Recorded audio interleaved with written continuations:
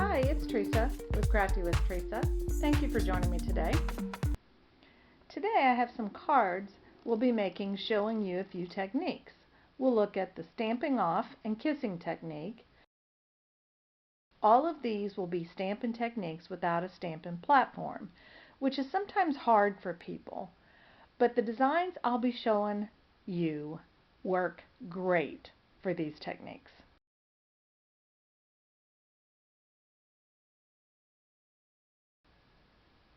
Here's a look at the supplies we'll be using. If you've been watching me, you know sometimes I change it up, and you'll see that here in the video today. Another surprise this time, most of this video is shot in real time and very little voiceover. My son teases me that my videos sound like my professional voice, so I decided to try to do less of that and show you more of my silly side. I realized after I had taped all of the video that some of the techniques are out of focus or out of the camera shot. I've added them in little clips so I didn't have to redo this video. I hope you're okay with that. Now, let's get to making some cards.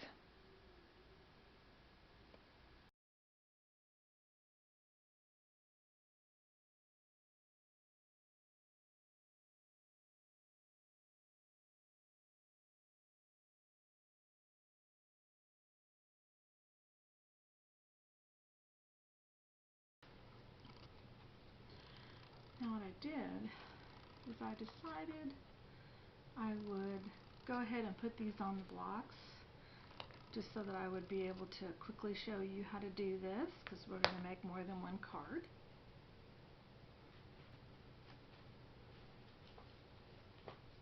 Close to My Heart includes one of these so that you can see really well. I have tons of them, so I'm going to use this for my stamping off method.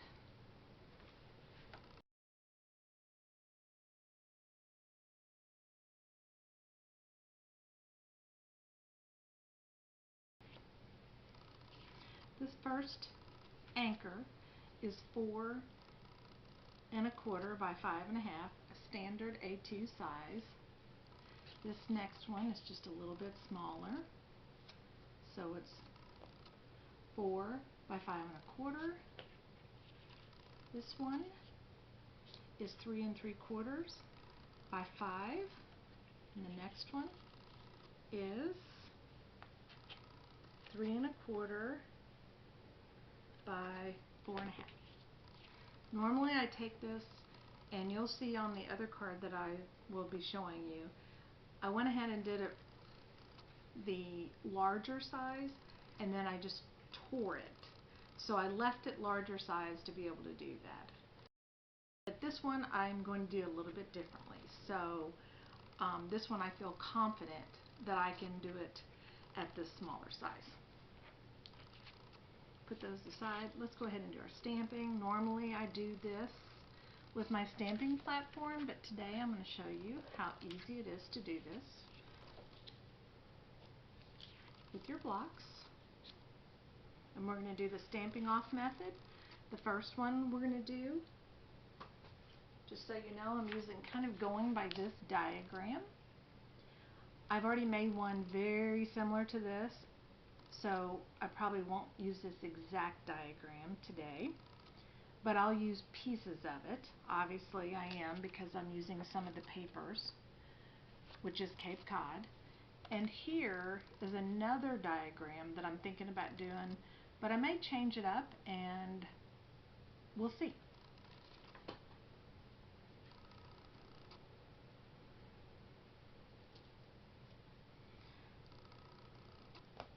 So I'm going to start with the one on the bottom, which is this one.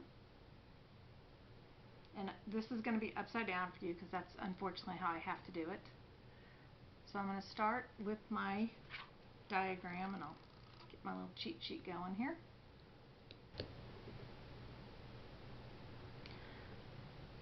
And I turned it sideways just so you know. Here's how I normally do it. I lay it down on, when I'm not using my stamping platform, I lay it down But this one, you got a little bit of leniency here because of the fact that it's kind of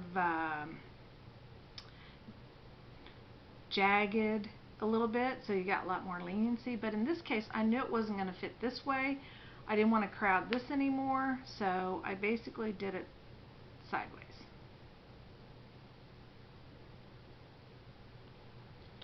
So that's how I did it. These are conditioned already, so this won't take long. But this first one that I'm going to do, I'm actually going to stamp off. Actually, all of them I'm going to stamp off. But I want to get a good clean stamp. Let's see how that's going to look.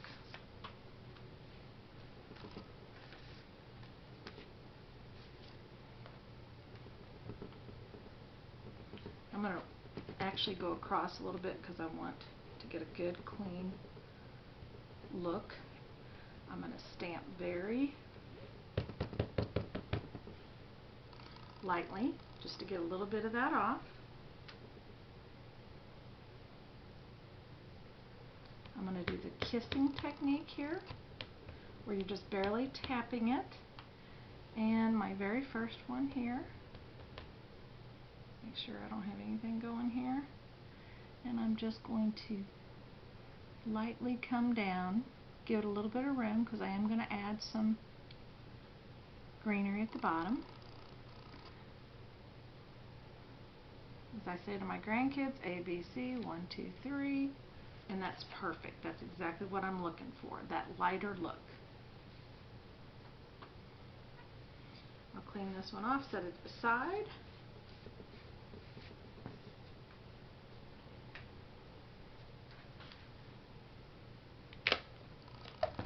By the way, I have no idea why my stamp pads always end up upside down. I don't know. Just lucky, I guess.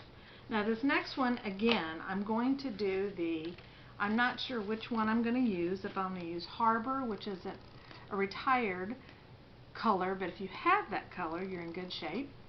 Or if I'm going to use this Bluebird and lighten it up. You'll see in just a minute. I'm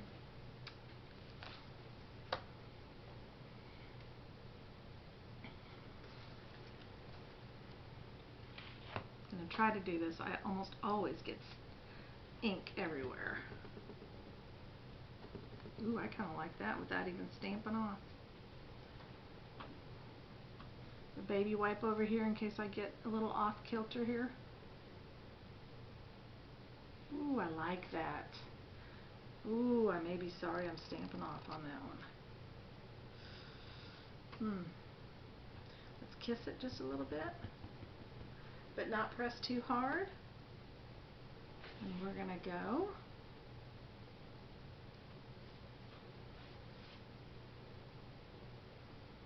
we want it to kind of line up here. And I'm going to lightly press it. Try to get as close to that as possible and lightly press it. Kiss it, both on the ink and on the paper. I'm going to press a little bit harder. I like it. Okay. Clean this. By the way, I do have a chamois that I'm cleaning this with. Next, the last one is the same situation. We're going to lightly touch this onto our ink pad. I think I've made my decision. I'm going to go a little bit lighter here and use my Bluebird.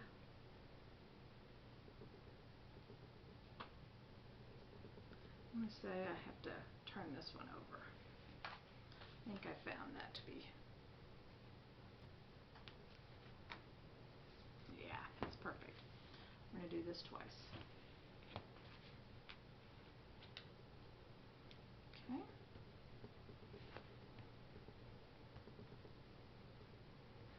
I definitely want more coverage here because I am going to stamp this off twice.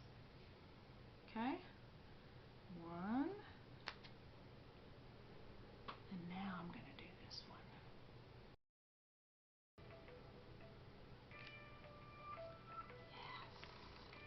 A little bit sharp on the edges there. I'd like to have done it a little bit lighter, but I'm going to go with it.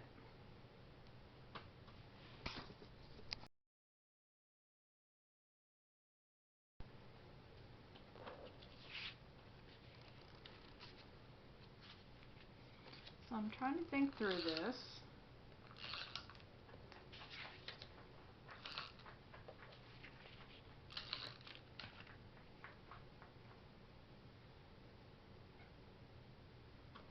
I definitely want, you can see one of my little tricks is when I need to make it just a little bit more secure and I want to be secure on the edges, I actually put both on here. And I usually go from the left to the right. It's very hard for me to do this on the video, just so you know. I tend to have to really work hard at this, especially when I'm videotaping. There we go. There, I'm very happy with that. Now I'm going to put this blue on. This is that sapphire blue. I think it looks really good there.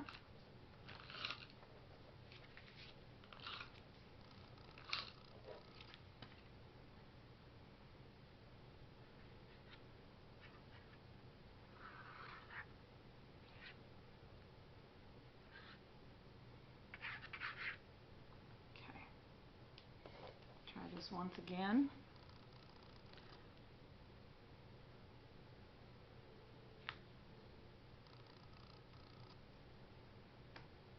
Oh, pretty happy with that. You have no idea how hard that is for me to do. Now I'll put all this together, and then I'm going to do this a little bit differently. I'm not going to put it on my card base just yet. So I haven't quite decided what is going to be my sentiment here. Probably a birthday, and if so, I'll put it here at the top, and then I think I'm going to go ahead and put the grass down here at the bottom. I'm just going to put some little grass here, but I'm not going to put the fence on this one.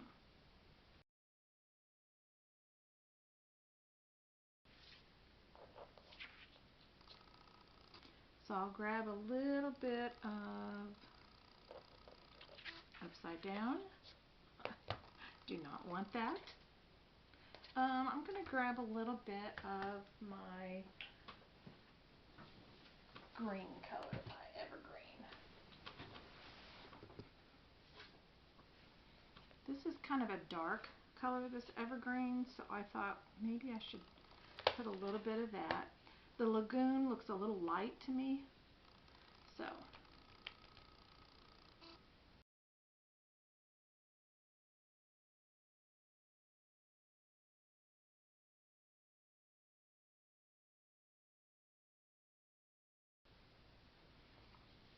I do, when I'm working with stamps, make sure and wipe around it quite often, because I'm not necessarily good at keeping it from getting in places where I don't want it to be.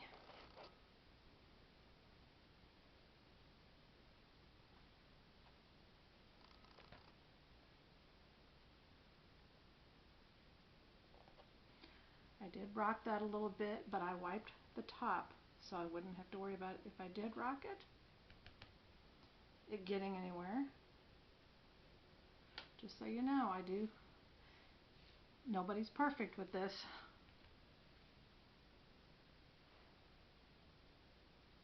I'm basically doing like a little stair step. Go down one notch there. There, I like it. I might put the happy birthday wish right there. Nope, I think I want it on the top. I may put some clouds on the top.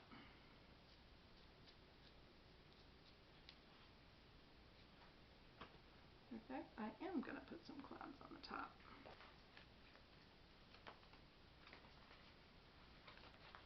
So, I showed this at the beginning. I may end up using a hello here.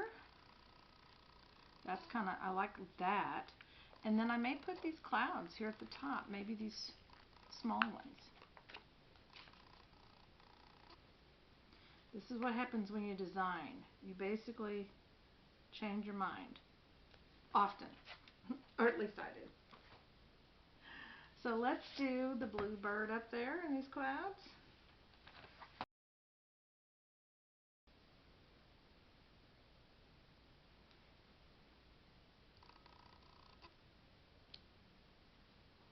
Very light. Showing through pretty light.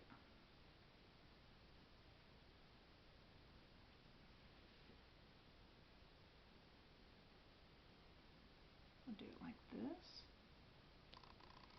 And then we'll put the It's Your Birthday right here at the top. Or hello at the bottom. Not sure yet. More to come.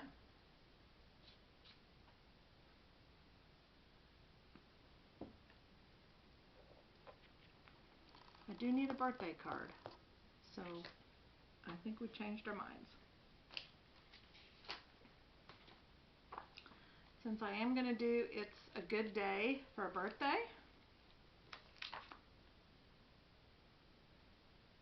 I'm going to go ahead and fill up the side, but I'm not going to put the fence in. The fence doesn't work for me in this case.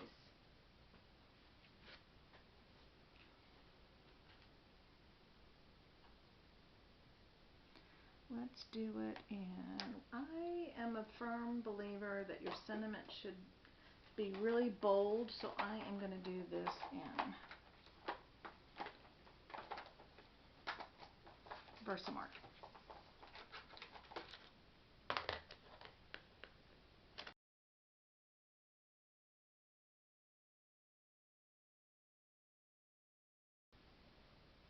ABC, 1, 2, 3. Almost there.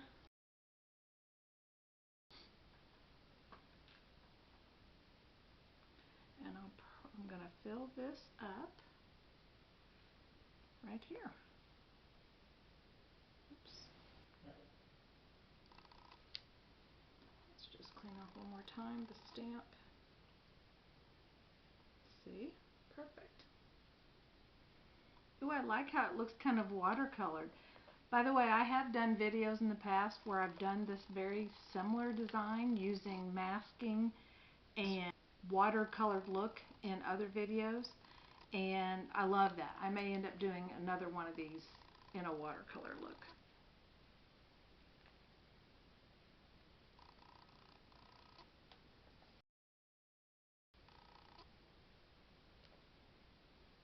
I stamped off on that one. Sorry I did not have that in video because I didn't trust that I hadn't done enough conditioning there.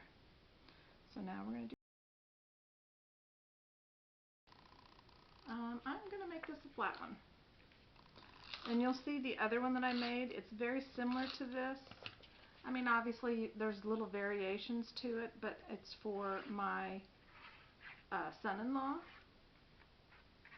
So I like to have these little masculine ones around. This one would be good to add maybe some sea creatures or something on it for somebody who's maybe gone to the beach recently, because it kind of gives you that beach vibe.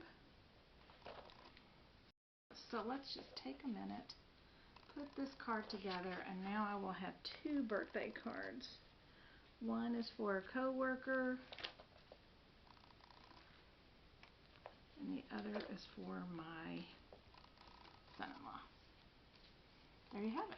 I may put a few pops in here. I may even add a few birds. I hope you enjoyed today's video. Thank you so much for joining me. My plan is to get at least 1 or 2 more videos in this month. I hope to get my sheetload of cards video in. Plus, I would also like to get a Christmas card or 2 in for you. Keep your fingers crossed. As always, I'd love it if you would subscribe, like, and comment on today's video. Also, feel free to share. It helps YouTube to notice me. If you have other ideas or suggestions, let me know, and I'll try to incorporate it in a video for you. Thanks again for joining me. Until next time, have a great day.